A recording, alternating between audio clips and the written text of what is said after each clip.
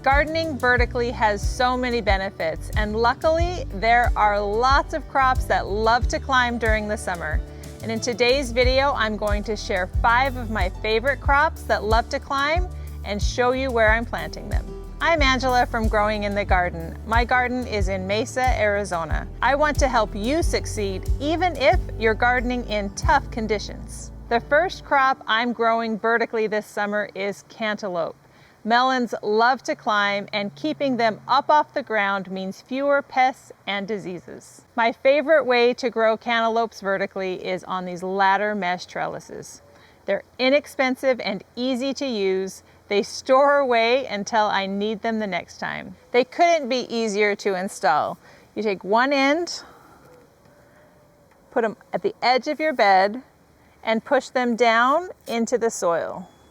They go across the bed, and then you put the other end down into the soil. There you have it. Grow one plant per trellis and pay attention to the vines. You'll probably need to weave them in and among the trellis.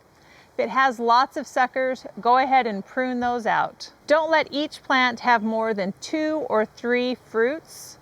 If you have more than that, they won't be as sweet.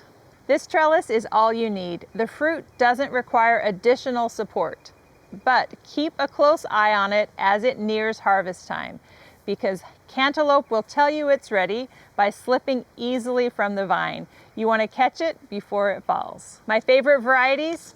That's an easy one. I've been growing Hale's Best and Hearts of Gold for several years, and I grow them every year. The second crop I'm growing vertically is beans. I'm growing pole beans on this trellis. They can take a little bit longer to begin producing, but once they get going, you get green beans all season long. Pole beans are simple. Once they find the trellis, they'll climb up all on their own.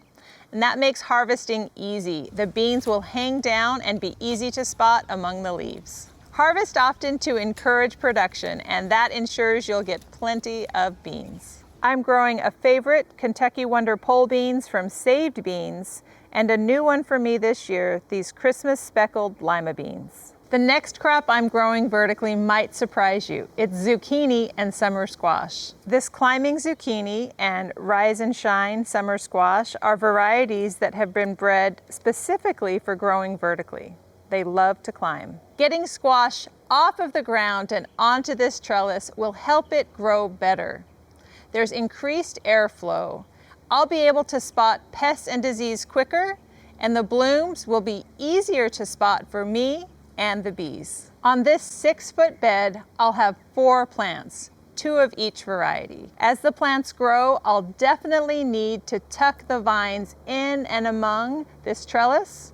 And as the lower leaves begin to get damaged, I'll trim those leaves up as the plant grows. For my 4th crop, I'm planting cucumbers on this trellis once the peas finish up. I love growing Japanese cucumbers. They're full of flavor and prolific. My favorite Armenian type cucumber is Painted Serpent. Hands down, the best Armenian type cucumber to grow. It tolerates the heat and thrives during Arizona summers. Growing cucumbers vertically means you can grow more in less space. Without a trellis, cucumbers can take over an entire raised bed. But instead, I'm planting 4 cucumbers along this trellis, 1 per square foot, and each of them will climb. I'll definitely need to help those vines twine among the trellis. I'll probably prune the suckers as they grow to encourage more production on that main vine. Although I'm calling them both cucumbers, Armenian cucumbers are actually a type of melon. That's what lets them withstand all this Arizona heat. If I was going to grow one crop this summer, the Painted Serpent Armenian cucumber would be it. Not only are they prolific and easy to grow, but they are delicious. They taste so much like a regular cucumber, you'll never believe that it's actually a melon. And finally, tomatoes. I love growing tomatoes vertically. Here in the low desert, our season is short, so I already have mine in the ground. A tomato cage works great for determinate varieties like Romas that are only going to grow a certain height and then stop. But indeterminate varieties, like the ones I have planted here, will keep growing and growing and growing. They need lots of support to grow up. I plant 1 tomato per square and keep it pruned to a central leader. That means as it grows up, I'm attaching it to the trellis and pruning out any suckers along that stem. Daily maintenance is crucial if you're growing vines on a trellis. You want to keep an eye on those vines. Young vines twist easily in and among the trellis. As the branches get older, they become more brittle and it's easy to break them. This season, I'm planting San Marzano, Cherokee Purple, Pink Berkeley Tie-Dye Tomato, Big Beef Tomato, and Yellow Brandywine. I tucked in some basil or marigolds next to each plant as a companion plant. I'm growing a tomato plant in this container. If you're growing in containers, make sure that they hold at least 10 gallons of soil. I like to add an Oya so that they have plenty of moisture, and definitely add a trellis if you're growing an indeterminate type like this one. Add more space to your garden this summer by growing vertically.